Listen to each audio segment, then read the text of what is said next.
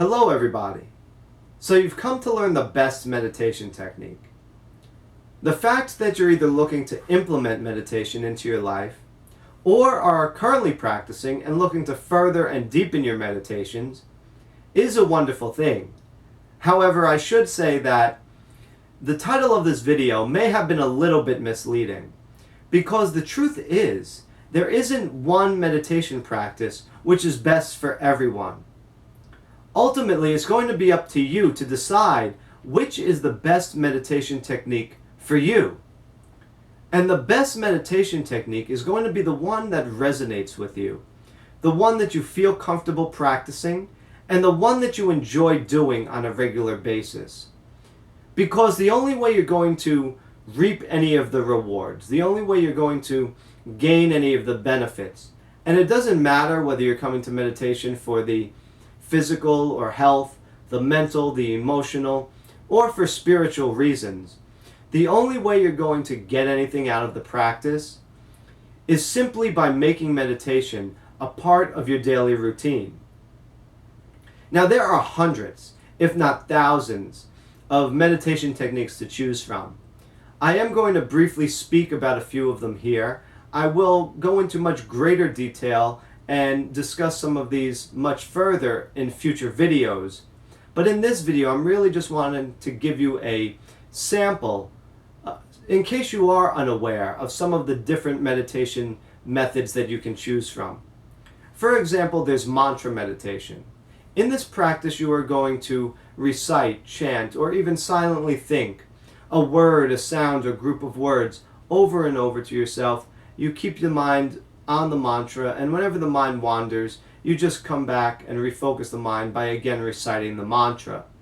And there are many forms of mantra meditation, but perhaps the most well-known, the most popular here in the United States, and maybe even the most famous around the world, is a mantra method called Transcendental Meditation, or TM. Now, TM really became popular in the late 60s once the Beatles began practicing this form of meditation. They really brought it into the mainstream, and they even studied with the founder, the Maharishi Mahesh Yogi. But even today, there are many well-known people who are really promoting and have become spokespersons for the Transcendental Meditation method. But there are also breath or breath awareness meditations in which you bring all your attention to your breathing. You really try to become mindful of the breath. You don't try to force, regulate, or control your breathing in any way. That would be more of a pranayama exercise or a breathing exercise. Now, there are some meditation methods which do incorporate pranayamas into their practice. But in most breath awareness techniques, what you really do is just allow your breathing to settle to its natural rhythm, however it may be at the time. You don't judge it, you just try to witness it and observe it. You just be aware of the breath as it goes in and out, and really try to ride the wave of your breathing, and really be more aware of your body breathing. Now, there are many techniques which use the breath as the object of meditation. Some Zen or Zazen practices use the breath as the object of meditation. Some mantra meditations actually time the mantra or correlate the mantra to the inhalation and exhalation of the breath. And many mindfulness techniques use the breath. But mindfulness is a very broad category which encompasses a vast number of techniques which might use many different objects of meditation. In fact, there's insight or vipassana meditation, which, at least in the Burma tradition, does begin with focus on the breath, but then moves the awareness to sensations which arise within the framework of the body. There are also guided meditations in which you might be listening to someone's voice or a CD as you try and meditate. There are walking meditations. There are even eating meditations. There are sound meditations in which somebody might be playing something such as a Tibetan bowl or crystal bowls. There are object meditations in which you might be focusing your attention and awareness on an image, a picture, or a statue, or an object such as a candle flame. There are visualization meditations in which might you picturing or imagining something within your third eye, or visualizing the energy, or trying to visualize energy as it moves up and down your spine. And there are many more techniques than just these few. In fact, I often tell people that there are as many forms of meditation as there are flavors of ice cream, and that's not a bad thing. That's a very good thing, because we all have different tastes. We all like different things. And so just as some of us may prefer vanilla to chocolate or chocolate to strawberry, some of us will prefer working with a mantra meditation over a mindfulness meditation, while others might prefer working with a mindfulness technique over a visualization technique. And there's nothing wrong with that. That's perfectly fine. Again, we all have different dispositions. We all like doing different things. We all enjoy performing different activities. And so one form of meditation might resonate with us more than it does somebody else. One form of meditation might feel more comfortable to us compared to the other ones that are out there. But there are many people who tout their practice, such as the transcendental meditators. They say that their form of meditation is the best and the easiest form of meditation. And they're right. For them, it is. There are other meditations, such as the Zen meditators, who say that the Zazen technique is the greatest form of meditation. And they're right. For them, it is.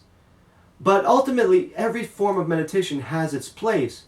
And you just need to find the technique that is best suitable for your temperament. For many meditations, ultimately, are trying to cultivate the same thing. And I will talk about this further in a future video as well, but most meditations are exercises which are aimed at helping the mind to build up its concentration and its focus. They are techniques which just do this in different ways. So for example, some mantra meditations want you to focus on this sound, this mantra. Whenever the mind wanders, they build up your concentration by having you continually come back to your mantra. In breath awareness, you put all your attention and your focus on the breath. You try to stay with the breath. Whenever you notice that the mind has wandered away from the breath, you build up the concentration and your mental focus by returning the wandering mind back to the breath. Now this repeated returning, this constant refocusing on the object of meditation is what strengthens our concentration. It builds up and trains our focus, and it also helps to calm and quiet the mind. So these techniques are striving for the same thing.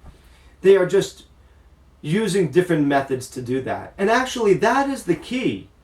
These are methods which take us to meditation. The truth is, sitting and reciting a mantra is not meditating. Sitting and observing your breath is not meditation. Sitting and observing a candle flame is not meditation. The truth is, these techniques are not meditation in and of themselves. These are methods or practices which help you reach a meditative state. But I'll leave this again for another video in the future. Therefore, if you are looking to begin a practice, if you're new to meditation, then my advice is to take a couple classes on different techniques. Go to retreats where you can really get an in-depth lesson and a deeper experience of some of these practices. Or if time and your schedule or maybe even funds prevent you from doing this, then buy books on different techniques. Or watch videos on different techniques and work with them.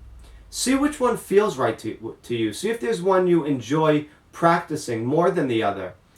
Allow your intuition to guide you, because ultimately you know yourself better than anyone else. But once you find that technique that just sort of feels right, then stick with it. Because again, you want to have a core practice that you're coming back to daily.